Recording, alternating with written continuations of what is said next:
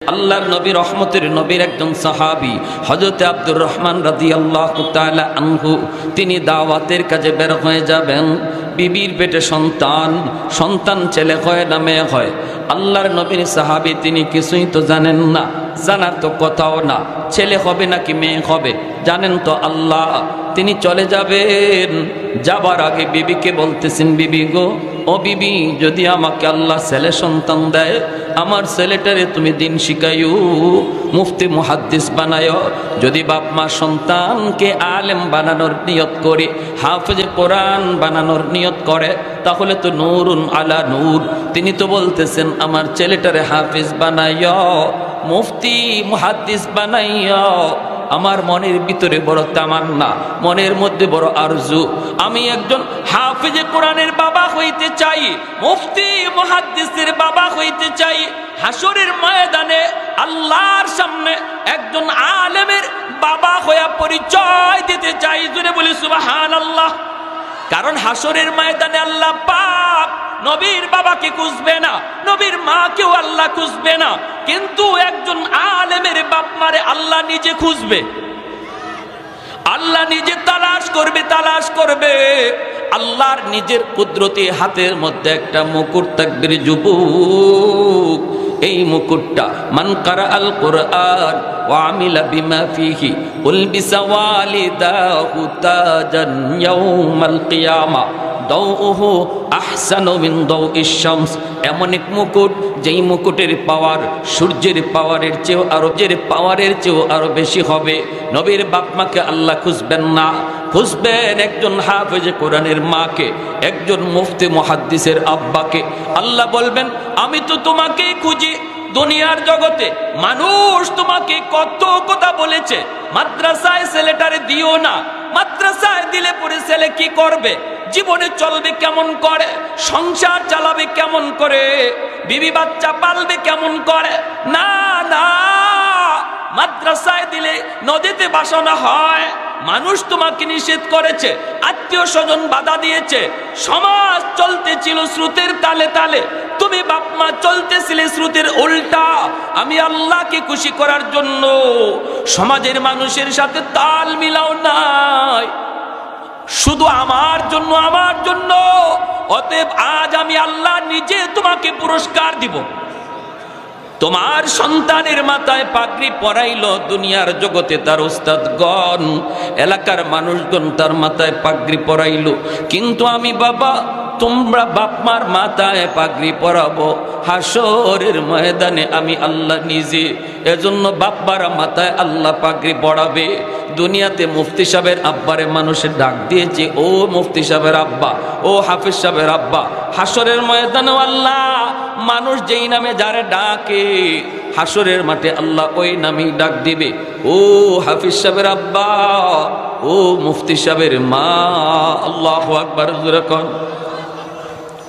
তিনি চলে গেলেন দাওয়াতের কাজে। এইদিকে আল্লাহর রহমতে ছেলে সন্তান হইছে। ছেলে সন্তান মেয়ে সন্তান দেয় কে? হ্যাঁ, ছেলে দেয় কে? মেয়ে সন্তানও দেয় কে? সবারই একই আছে তো না, কোনো ঝামেলা আছে? তাহলে মেয়ে সন্তান হলে স্ত্রীর উপরে রাগ করেন কেন? গোসা হন কেন? বাপের বাড়ি পাঠাইয়া দেন কেন? 3 দিন কথা বলা বন্ধ। ছেলে হলে গরু জবাই করে, মেয়ে হইলে খবরই দেয় না।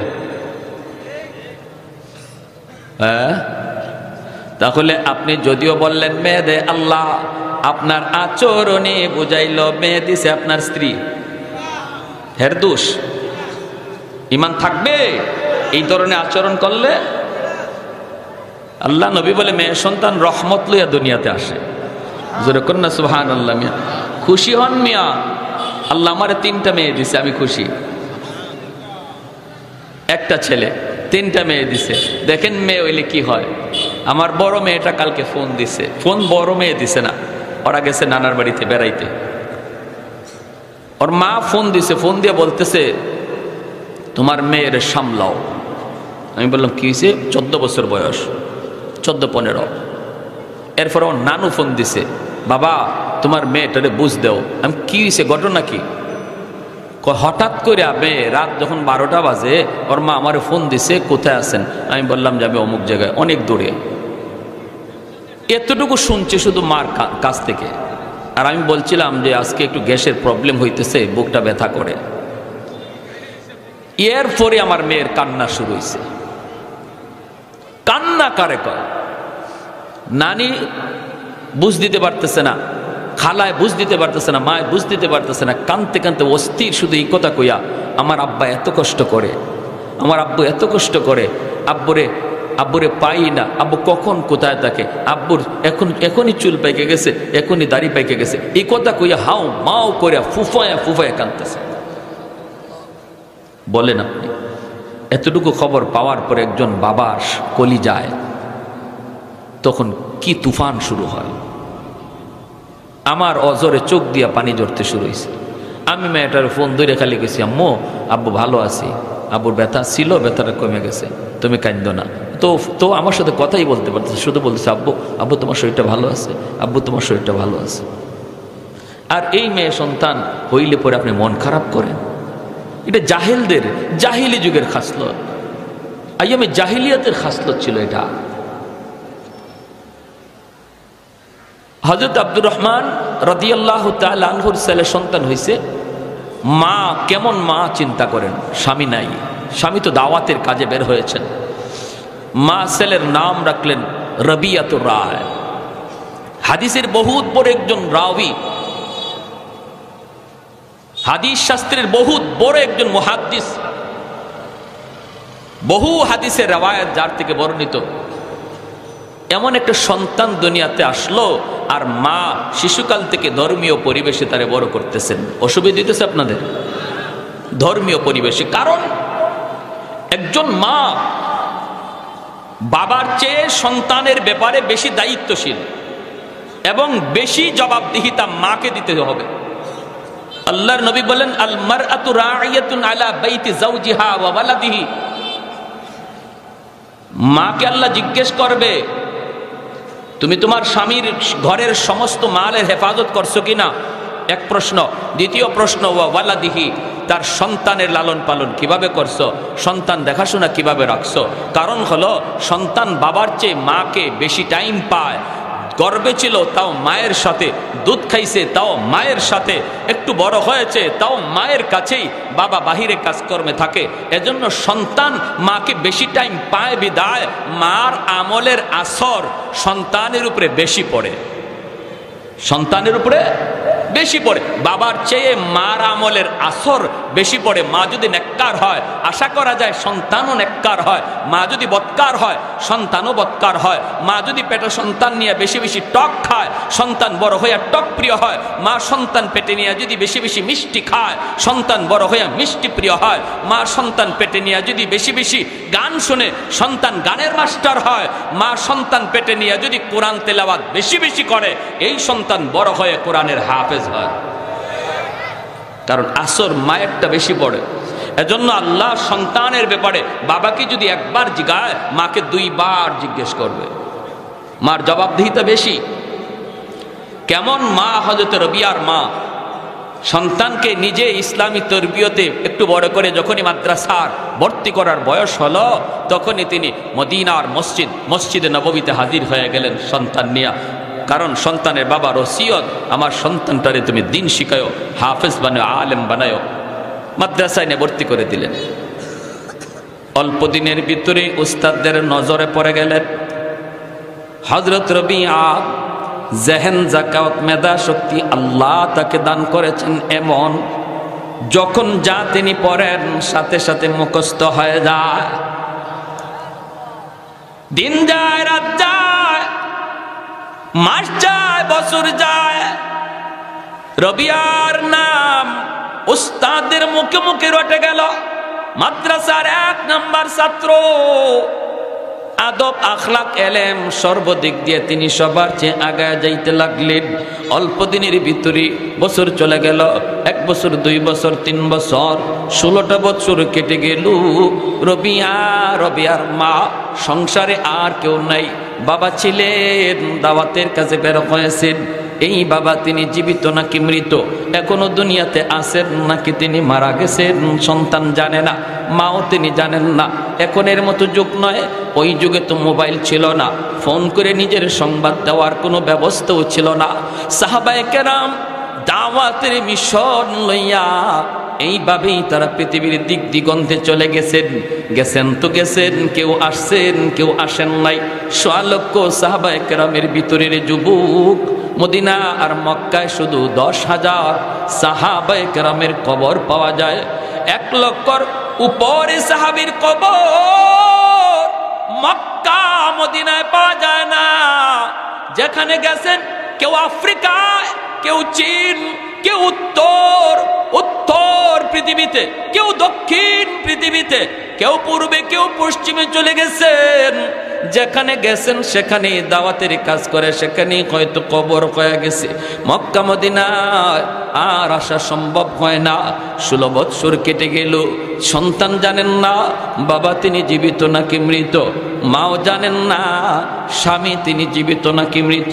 16 বৎসরের ভিতরে রবিয়া মদিনার মাদ্রাসার লেখাপড়া তিনি শেষ করে ফেললেন।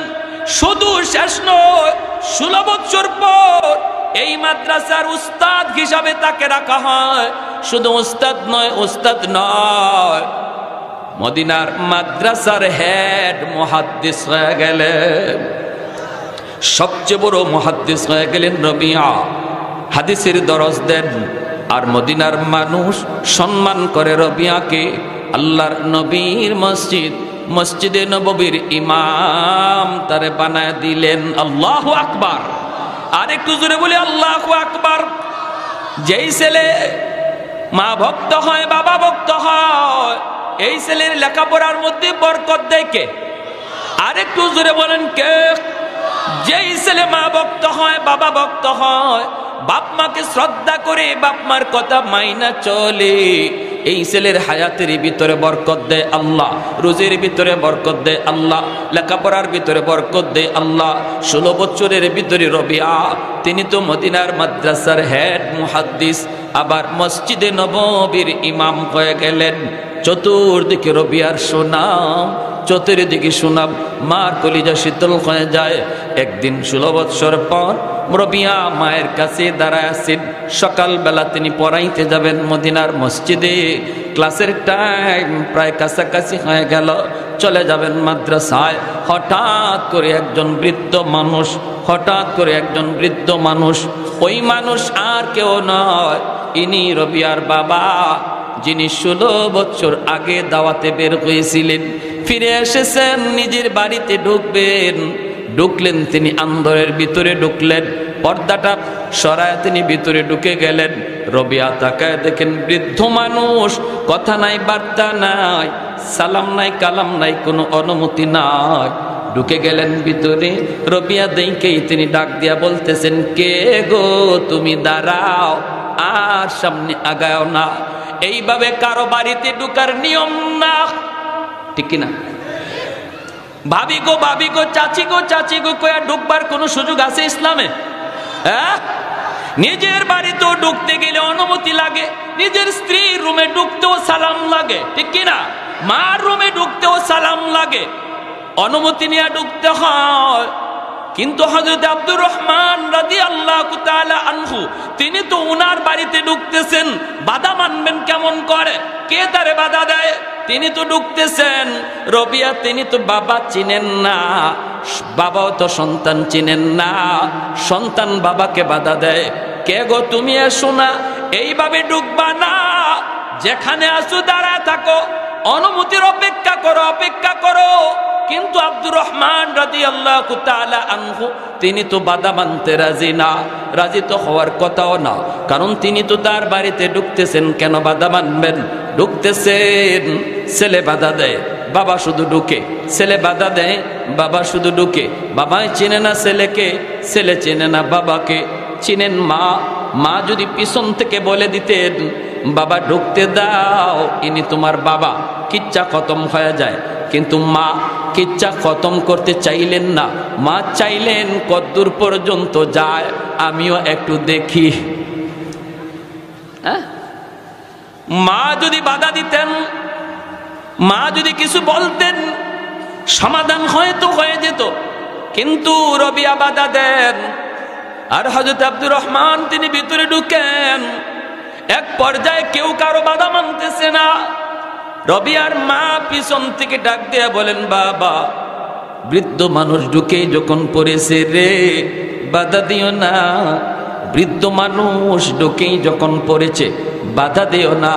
তোমার ক্লাসের টাইম হয়ে গেছে বাবা, তুমি ক্লাসে চলে যাও। ক্লাসের টাইম হয়ে গেছে, ক্লাসে চলে যাও। এই কথা বলতেই হযরত রবিয়ার মাথায় যেন আসমান ভেঙে পড়ল। টেনশনে পড়ে গেলেন, হায় হায়, জীবনে কোনো দিন আমার মাকে তো আমি পর্দা লঙ্ঘন করতে দেখি নাই। বেগানা পুরুষের কাছে আমার মাকে কোনোদিন দেখি নাই। আজ আমার মা আমার পক্ষ নেওয়ার কথা, মায় বাধা দেওয়ার কথা। বাবা, লোকটারে তাড়াতাড়ি বাধা দে, ঢুকতে দিবি না, এমনটা তো মা বললেন না। মা বলতেছে, বাবা, বৃদ্ধ মানুষ ঢুকেই যখন পড়েছে, বাধা দিও না। তুমি ক্লাসের টাইম হয়ে গেছে, চলে যাও। এই বইলা মা যখন বলতেছে যাও, রবিয়া তিনি তো মা ভক্ত সন্তান, জীবনে মার হুকুম অমান্য করেন না। আজকে মায় কই, বাবা চলে যাও, সাথে সাথে কোনো কথা না বলি, সাথে সাথে মার দিকে আর না তাকাইয়া, মার উপরে গুসা না করে মাথাটা নিচের দিকে দিয়া ভদ্র ছেলের মতো মাদ্রাসার দিকে রওনা দিয়া দিছেন।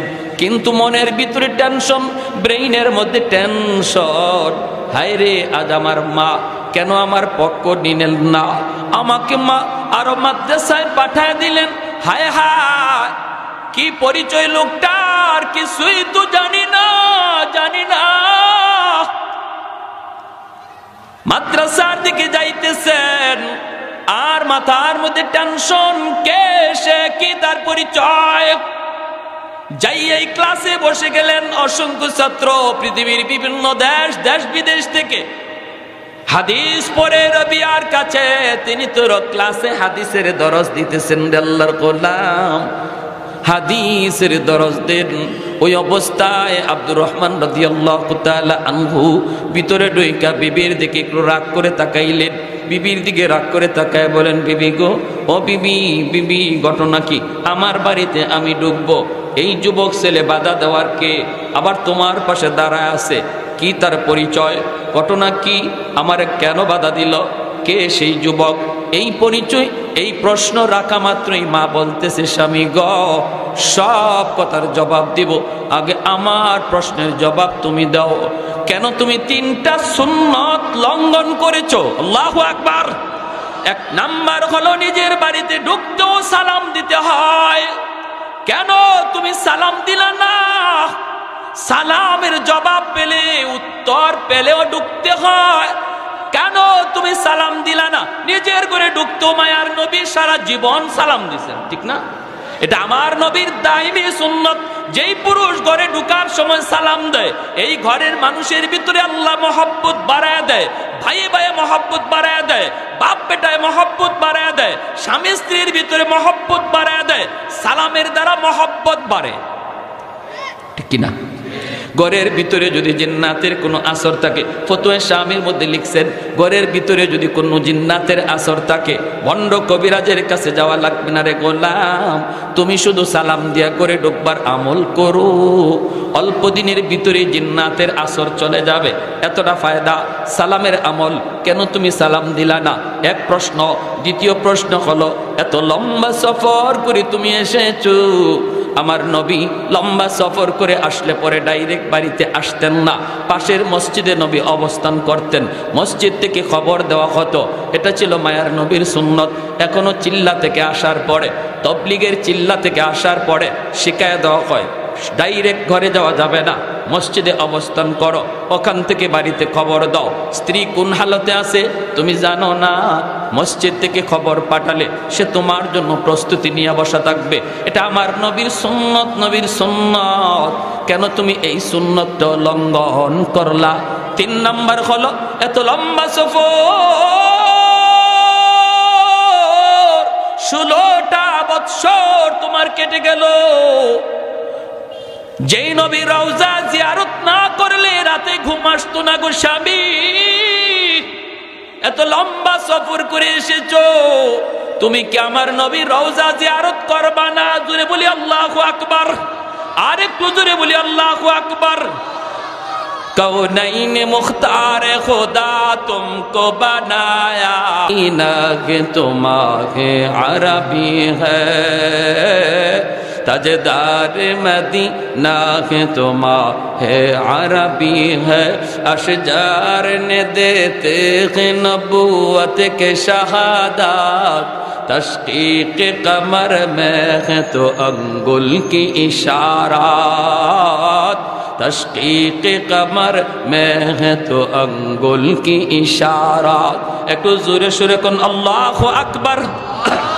আর একটু জোরে বলি আল্লাহু আকবার। ভাইরা আমার, স্বামী কয় ঠিক আছে বিবি ভুল হয়ে গেছে, আমাকে সংশোধনের সুযোগ দাও। চলে গেলেন তিনি সোজা মসজিদে, যাইয়া নামাজ পড়লেন, নবীর রওজার পাশে যে রওজা শরীফ জিয়ারত করলেন। হঠাৎ করে আব্দুর রহমান তাকায় দেখেন নবীর রওজার পাশে বসে বসে ওই যুবক, যেই যুবক কিছুক্ষণ আগে তার বিবির পাশে দাঁড়ানো ছিল, চেহারাটা পূর্ণিমার চাঁদের চেয়েও বেশি সুন্দর, ঝলমল ঝলমল করে। আমার নবীর হাদিস পড়ায় মসনদে বৈশা অসংখ্য ছাত্র হাদিস শুনে। আর কোথায় কোথায় কয় রওজার কিনারায়, কোথায় কারে শোনায়? রওজা ওয়ালারে শোনায়। এই দৃশ্য দেখা মাত্র আব্দুর রহমান রাদিয়াল্লাহু তাআলা আনহুর চোখ থেকে দর দর করে পানি ঝরতে লাগলো। কাঁদতেছেন আর বলতেছেন, মালিক তুমি যদি আমাকে এমন একটা সন্তান তুমি আমাকে দিতা, তুমি যদি আমাকে এমন একটা সন্তান দিতা, আমি যদি কোন মুহাদ্দিসের বাবা হইতে পারতাম। এই চিন্তা করে হযরত আব্দুর রহমান চোখ থেকে দর দর করে পানি পড়ে আর কান্দে। হযরত রবিয়া তাকান, ছাত্ররাও তাকায়, সবার চোখ দিয়ে পানি পড়ে। রবিয়া বলে, তোমরা ক্লাসের দিকে মনোযোগী হও রে বাবারা, ওই দিকে তাকায়ও না, ওই দিকে তাকায়ও না।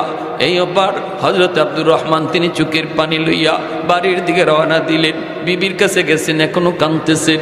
বিবি ডাক দিয়ে কই, স্বামী গো তুমি কান্দো কেন?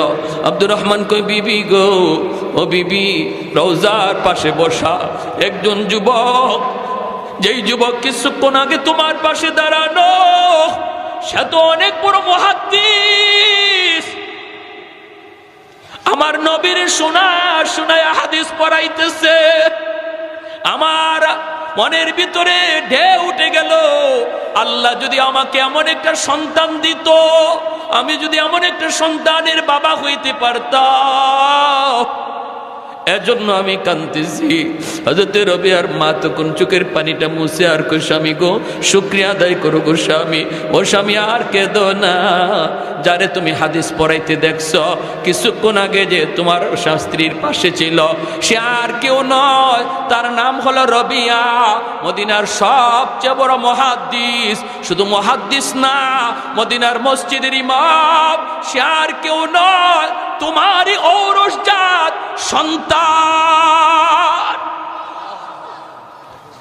এই পরিচয় দেওয়া মাত্রই হযরত আব্দুর রহমান রাদিয়াল্লাহু তাআলা আনহু আল্লাহর কুদরতি কদমে সাজদায় পড়ে কাঁদতে শুরু করলেন, শুকরিয়া আদায় করলেন, মালিক আমি যা চাইছি তুমি এর চেয়ে তো আমার আরো বেশি দিয়ে দিছো, আমারে তো আরো বেশি দিয়ে দিছো।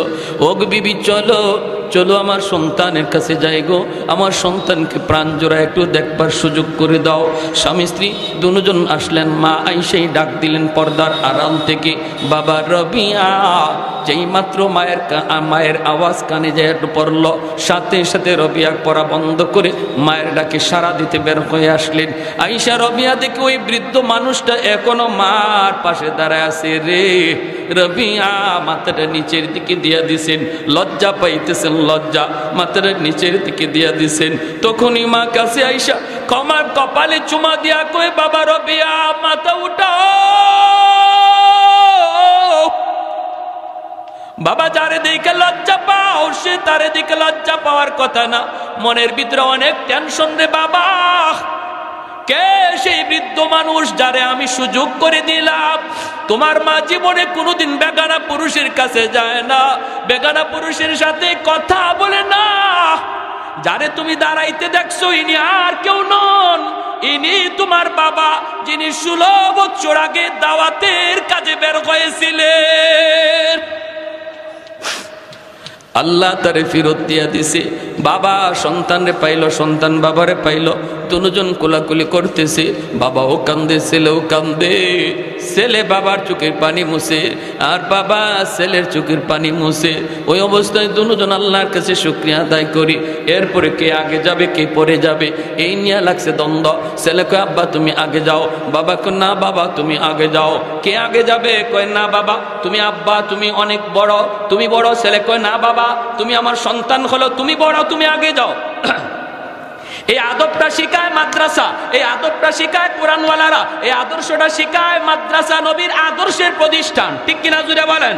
বাবার কদর কিভাবে করতে হয়, মার কদর কিভাবে করতে হয়, মুরব্বীদের সাথে শ্রদ্ধা কিভাবে দেখাইতে হয়, উস্তাদের সাথে কিভাবে আদব দেখাইতে হয়, শিখানো হয় ওই প্রতিষ্ঠানে, শিখানো হয় দয়াপুর মাদ্রাসায়, যেখানে আমার নবীর আদর্শ শিখানো হয়। আজ মাদ্রাসার বিরুদ্ধে যারা কথা বলো ভালো করে শুনো, মাদ্রাসা থেকে জঙ্গি তৈরি হয় না, মাদ্রাসা থেকে জাতির সূর্য সন্তান তৈরি হয়।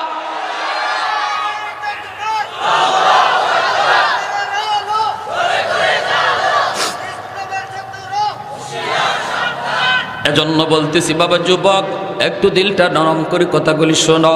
শেষ দিকে চলে আসছে, আর লম্বা নাই। ওই অবস্থায় ছেলে আগে যাবে নাকি বাবা আগে যাবে? মা সিদ্ধান্ত দিতেছেন। মা বলতেছে বাবা আমি সিদ্ধান্ত দিই। ছেলে কয় আম্মা তুমি কও কে আগে যাবে? মা কয় বাবা তুমি আগে যাও, আমরা বাপ মা তোমার পিছনে হাঁটবো। রবিয়া কয় মা কেমন করে, কি জন্য এই সিদ্ধান্ত দিয়েছ?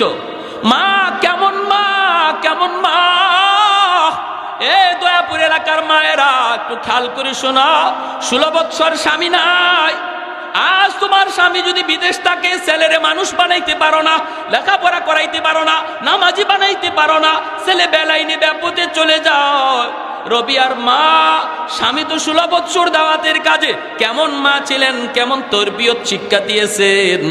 এই ছেলের ব্যাপারে মা বলতেছে বাবা তুমি দুনিয়াতেও তোমার আব্বার আগে, আমাদের আগে, আখেরাতেও তুমি আগে থাকবে, দুনিয়াতেও তুমি আগে। ছেলে কয় আম্মা কেমনে? কয় বাবা তুমি তো মদিনার মসজিদের ইমাম, ইমাম যদি ছেলে হয়, বাবা যদি মুক্তাদি হয়, বাবা ছেলের পিছনে থাকে, ছেলে আগে থাকে, দুনিয়াতেও আল্লাহ তোমারে আগে দিয়া দিছে। আল্লাহু আকবার। আখিরাতের ময়দানেও তোমাকে আল্লাহ বলবে ইয়া মাশারাল উলামা তামাইয়াজু বাইনাহুম ইন্নী লাম আদা ফীকুম ইলমি লিউআযিবাকুম। ও উলামায়ে কেরাম, হাসরবাসী মানুষ থেকে আলাদা হয়ে যাও। আমি আল্লাহ তোমাদের দোষ ত্রুটি হাসরবাসী মানুষের সামনে জিগাবো না, হাসরবাসী মানুষকে শোনাবো না। পর্দার ভিতরে আল্লাহ উলামায়ে কেরামকে নিয়ে আসবে, পর্দার ভিতরে আনবে, আইনে জিজ্ঞেস করবে কেন তুমি এই ভুল করেছো, কেন তুমি এই অন্যায় করেছো। পর্দার ভিতরে আল্লাহ বলবে আমি কোরআন তোমার সিনায় দিয়েছিলাম জাহান্নামের আগুনে জ্বালানোর জন্য নয়, জাহান্নামের আগুনে জ্বালানোর জন্য তোমার সিনাকে আমি আল্লাহ নির্বাচন করি নাই, আমার কোরআনের আমানত হেফাজত রাখার জন্য। কেন তুমি অন্যায় করেছো? পর্দার ভিতরে আলেম বলবে আল্লাহ ভুল হয়ে গেছে, মালিক কোরআনের খাতিরে মাফ করো। রব্বুল আলামিন পর্দার ভিতরে উলামায়ে কেরামের অপরাধ আল্লাহ মাফ করে দিবে।